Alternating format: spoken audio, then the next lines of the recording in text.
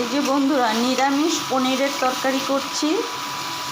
কিছু না, জিরা আর লঙ্কা ফোড়ন দিয়ে দিয়েছি।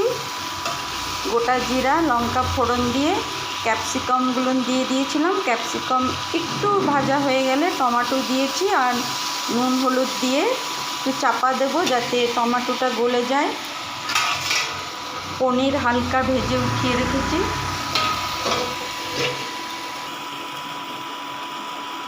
আর এই তো মশলাতে জিরে ধনে পাউডার, একদম সিম্পল ঘরোয়া পদ্ধতিতে পনিরের ঝোল বানাচ্ছি এই ফ্রাইড রাইসের সাথে খাওয়ার জন্য।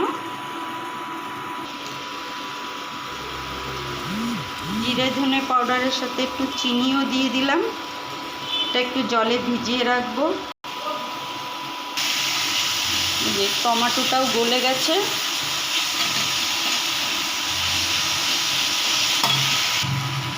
এবার এই তাড়াতাড়ি হবে বলে কটা আলু সেদ্ধ করে নিয়েছিলাম, সেই আলুটাও দিয়ে দিলাম। আলুটা ডাইরেক্ট এর মধ্যে দিয়ে করলেও হয়, কিন্তু একটু তাড়াতাড়ি হবে বলে আমি আলুটা আগে একটু 80% বয়েল করে নিয়েছি। একটু ভেজে নেব।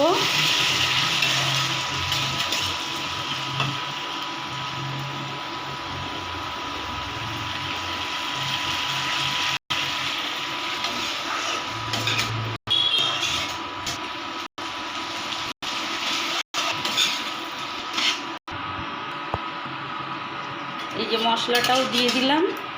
মশলা বলতে জিরে ধনে পাউডার আর চিনি দিয়ে মশলাটা কষিয়ে নেব।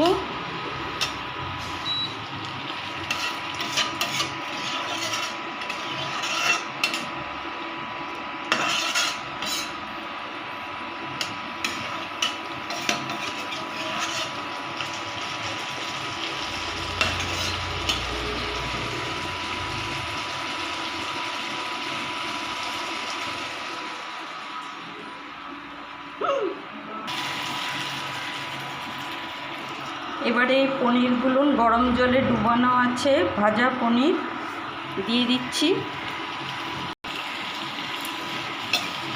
মশলার সাথে পনিরটাও কষিয়ে নিচ্ছি।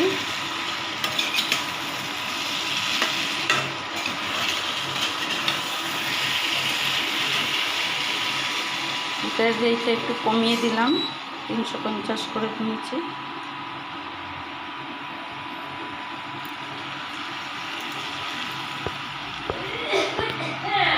চালু হলে তো বন্ধ হয় না, বন্ধ হলে চালু হয় না,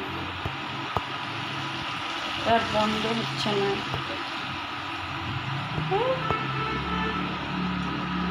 বন্ধ হরে বাবা।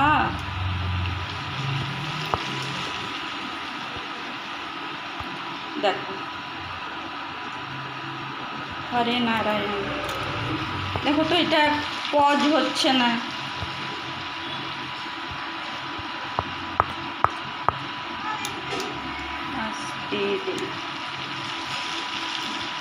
নারায়ণ, বন্ধ হয়ে যা। পজ হচ্ছে না আর মোবাইলটা, দেখছো তো কি হলো রে বাবা। নারায়ণ, বন্ধ হয়ে যাও সোনা ছেলে। হ্যাঁ, বন্ধ হও বন্ধ হও। এবারে ঘি গরম মশলাটাও দিয়ে নিই একসাথে, তাড়াতাড়ি হয়ে যাবে। গরম মশলা দেওয়া হয়ে গেল। আর এবারে সে ব্রহ্মাস্ত্র, নিরামিষ রান্নার ব্রহ্মাস্ত্র ঘি। মটরশুঁটি থাকে তো, মটর থাকে তো, এই সময় দিয়ে দিলেই হয়ে যাবে।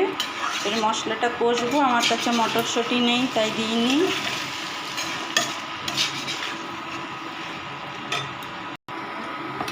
এবারে এই যে পনিরটা ভেজে যেটাতে গরম জলে ডুবিয়ে রেখেছিলাম, সেই পনির ভেজানো জলটাই দিয়ে দিলাম।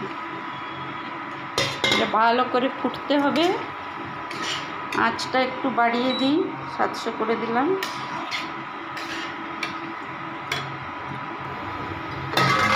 চাপা দিয়ে দিলাম।